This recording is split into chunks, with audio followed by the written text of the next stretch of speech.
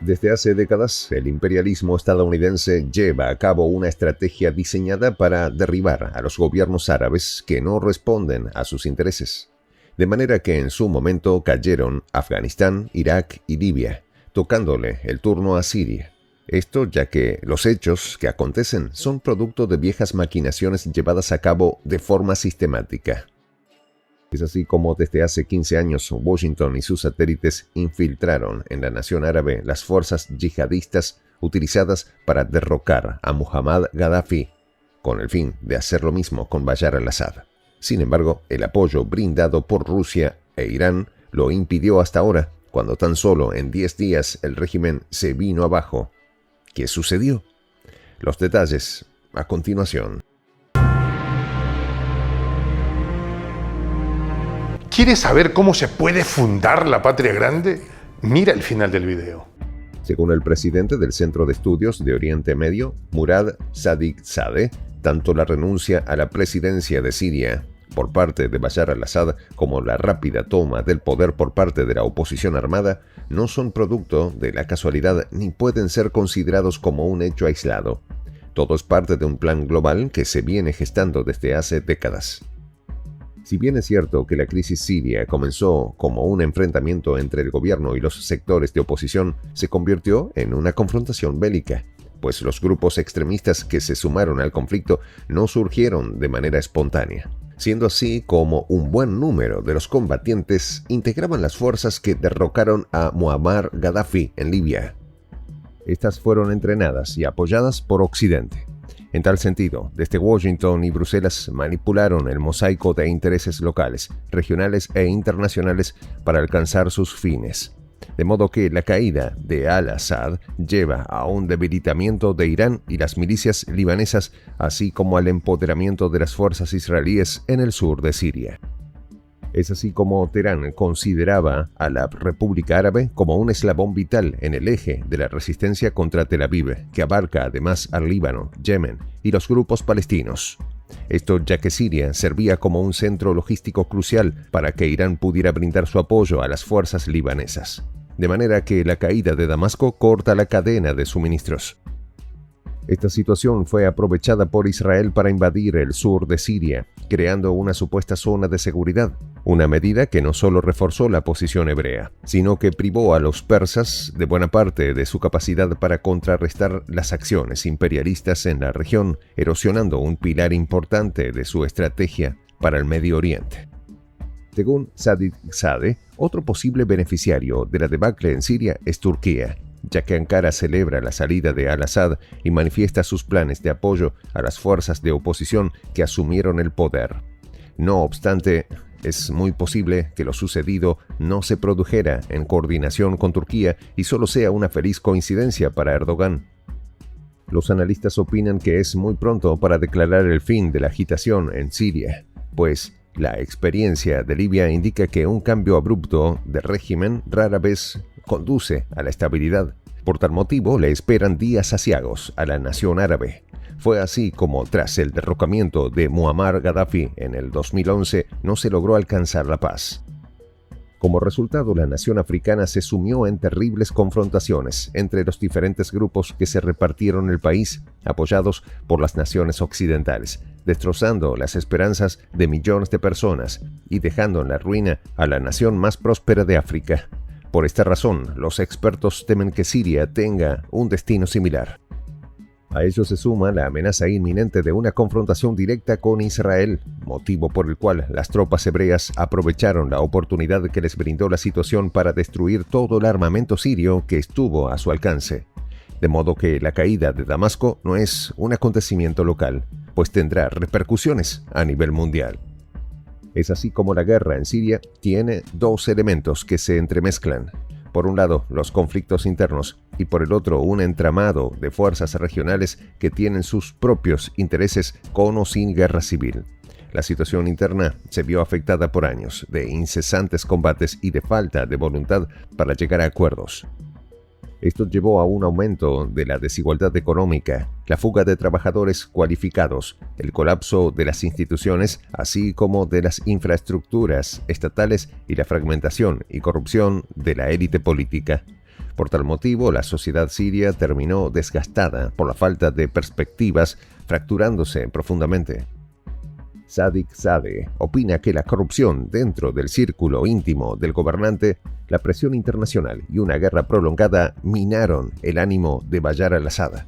De modo que, tras negociaciones secretas con varias facciones armadas dentro de Siria y varios actores internacionales, el mandatario decidió renunciar a la presidencia y abandonar el país. Fue así como la guerra civil que estalló en 2011 provocó profundas divisiones en los estamentos sociales, étnicos, religiosos y políticos. Por ejemplo, mientras varios sectores vinculados a la resistencia palestina apoyaban a al-Assad, los seguidores de otras fuerzas lo combatían, por lo que la reciente ofensiva tuvo como protagonistas a distintos grupos islámicos, entre ellos turkmenos y chechenos. No obstante, distan mucho de ser un contingente homogéneo. Es así como tuvieron tantas divisiones y cambios de nombre que es difícil seguirles la huella. Para simplificar, podemos decir que por un lado están los que lucharon para tomar el poder como cualquier partido político, ya que algunos gobiernan territorios desde hace años.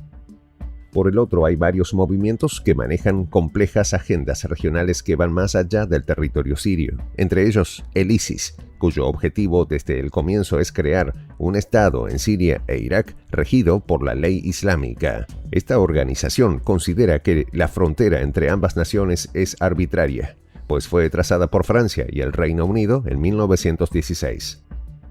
No obstante, otros grupos libran una batalla a nivel global. Por su parte, las milicias libanesas apoyaron a Bashar al-Assad, a pesar de que el nacionalismo laico de Damasco estaba en las antípodas con respecto al aislamiento chiita de los grupos libaneses. Esto ya que tienen intereses comunes, y Siria es el único país árabe que los apoyó contra Israel. Hay dos factores más que explican su alianza con Damasco. En primer lugar, se oponen a los otros grupos islámicos que son sunitas y tienen una visión teológica e ideológica contrapuesta a las suyas, y en segundo lugar, consideran que la caída de al-Assad le allanaría el camino a Washington para destruir a la República Islámica de Irán, su principal aliado. Por otra parte, no se puede olvidar que tanto Irán como la milicia libanesa son chiitas, mientras los grupos fundamentalistas y yihadistas son sunitas. Al mismo tiempo, Turquía ha venido incrementando su presencia regional, disputándole a Irán y a Arabia Saudita su influencia en el mundo islámico. De igual manera, tiene presencia en el conflicto ruso-ucraniano. Además, Ankara debe evitar que la minoría kurda, que hace vida en la frontera sur de su país, intente formar un estado independiente con sus hermanos del norte de Siria. Por otra parte, más de 3 millones de sirios están refugiados en la nación otomana, lo que significa una importante carga social, motivo por el cual Erdogan considera oportuno regresarlos a su país. De igual forma, interviene Rusia, quien desde los tiempos de la Unión Soviética apoyó a los nacionalistas árabes en Egipto, Siria, Libia e Irak, siendo una presencia activa en la región, pues posee una base naval en Latakia, al norte de Siria, así como instalaciones aéreas en Tartus, ciudad costera al sur del país. Ambas son clave para tener presencia en el mar Mediterráneo. De modo que para Washington y Tel Aviv es fundamental el debilitamiento de Irán, Siria y las milicias libanesas. Sin embargo, nadie puede asegurar que a raíz de la salida de Assad no se instale en Damasco un régimen islámico fundamentalista y anti-israelí con su agenda propia, algo muy similar a lo que sucedió en Afganistán. Fue así como Ronald Reagan ayudó a que los mal llamados combatientes por la libertad derrocaran al gobierno socialista de Kabul y expulsaran a las tropas soviéticas que lo apoyaban, solo para ver cómo años más tarde se instalaba un régimen fundamentalista después de una larga guerra entre las fuerzas del Talibán y las tropas estadounidenses. De ahí que en el año 2021, Joe Biden llamó a los expresidentes George W. Bush y Barack Obama para discutir la salida de las fuerzas acantonadas en la nación islámica, mientras el gobernante títere, impuesto por Washington, huía del país. Esto culminó con una precipitada fuga de sus tropas, por lo que no tendría nada de extraño que lo mismo les pasaría en Siria. De modo que la caída de Damasco nos deja más incógnitas que certezas. Sin embargo, Con el correr de los días y las jugadas que realice cada uno de los actores en el tablero de la geopolítica del Medio Oriente, podremos vislumbrar hacia dónde dirigen sus pasos los nuevos gobernantes de la nación árabe. Así que amanecerá y veremos. En esta comunidad nos juntamos para, por ejemplo, conversar, interactuar, tener puntos de idea distintos, pero, por ejemplo, también tenemos un club de lectura donde leemos fragmentos de libros que consideramos que son importantes para crecer intelectualmente. También, por ejemplo, hacemos algo como lo que hace nuestro amigo el jefazo ahí en Bolivia. Les cuento la experiencia que me parece fascinante. Él tiene un restaurante ahí en Bolivia. Y en ese restaurante, adivine lo que tiene, un televisor. Y ustedes dirán, pero qué impresionante, ¿en qué contribuye que un restaurante tenga un televisor ahí en Bolivia? Una cosa muy importante, porque él, cada vez que abre su negocio, prende su televisor y pone los videos de prensa alternativa. Con eso, todos los días, poco a poco, con pasos muy concretos, él hace que toda la gente que vaya a su restaurante vaya insumiendo el concepto de la patria grande. Y así, pasito a pasito, estamos construyendo la patria grande. Son esos pasos pequeños pero concretos que hacen posible que el proceso de la construcción de la patria grande sea algo que ya comenzó. Un hecho dinámico que no tiene retorno en la historia. Y de verdad a nosotros nos gustaría que tú seas parte de esa propuesta. ¿Qué tienes que hacer? Muy simple. Dale clic en el botón unirse. De hecho, al hacerlo también contribuirás con una pequeña cantidad de dinero que permitirá que Prensa Alternativa produzca más y mejores videos. De verdad que te esperamos. La patria grande se va a construir cuando tú y yo y toda la gente de buena voluntad de América Latina y el Caribe comencemos a ser comunidad. ¿Cómo lo logramos? Interconectándonos todas las personas de buena voluntad que vivimos en América Latina y el Caribe. Y tienes una oportunidad de hacerlo, uniéndote a nuestra comunidad. Puedes hacerlo haciendo clic en el botón unirse que está en la parte de abajo. Soy el J, Juan José del Castillo, director del canal Prensa Alternativa. Si quieres ser parte de la comunidad de la Patria Grande, suscríbete a nuestro canal. Si es que quieres que te lleguen las notificaciones cada vez que subimos un video, activa la campanita.